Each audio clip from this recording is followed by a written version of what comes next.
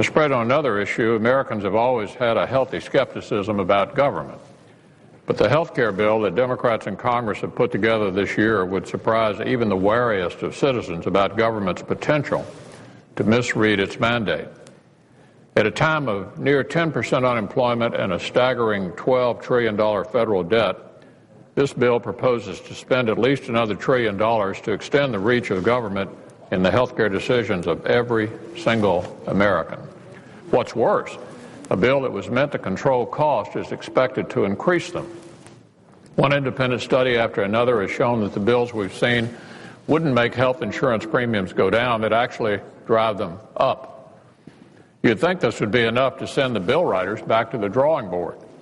After all, the primary argument that was used to marshal support for these bills was the unsustainable cost of health care. Unfortunately, it hasn't. Frankly, it's an absurd spot that we now find ourselves in.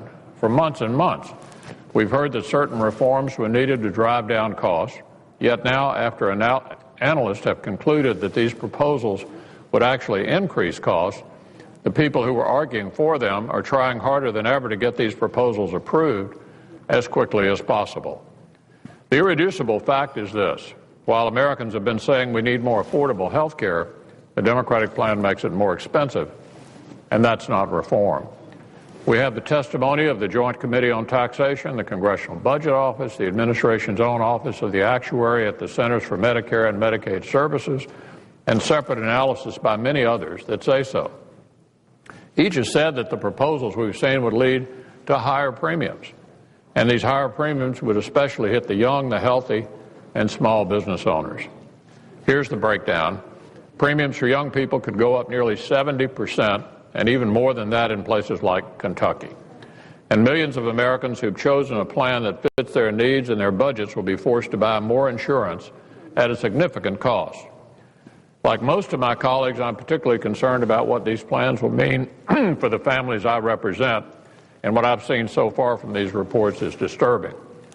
As a result of all the various new rules, regulations, and tax increases that would come about as a result of the Democratic health care plan, a family of 4 in Kentucky that earns $66,000 a year is estimated to see their insurance premium double, from $355 to $787 a month.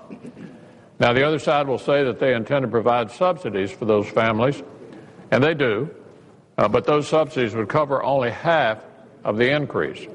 So even after these subsidies are applied, this family ends up paying an extra $180 a month.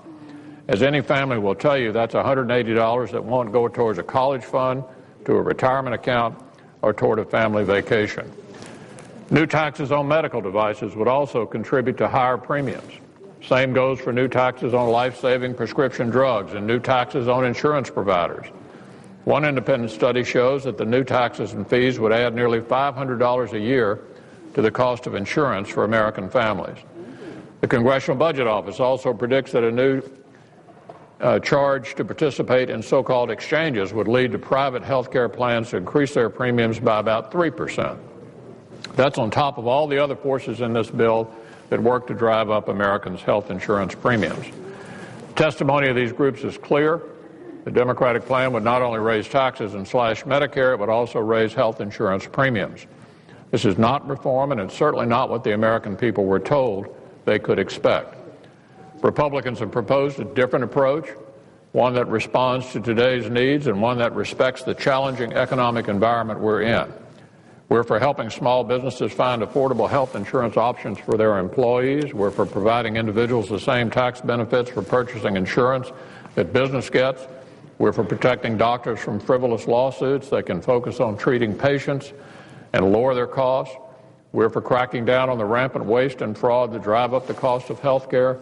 And we're for the kind of wellness and prevention programs that have worked at places like the Safeway grocery chain. Contrast that with the other side's plan. A reform that was meant to cut costs has been shown to increase them.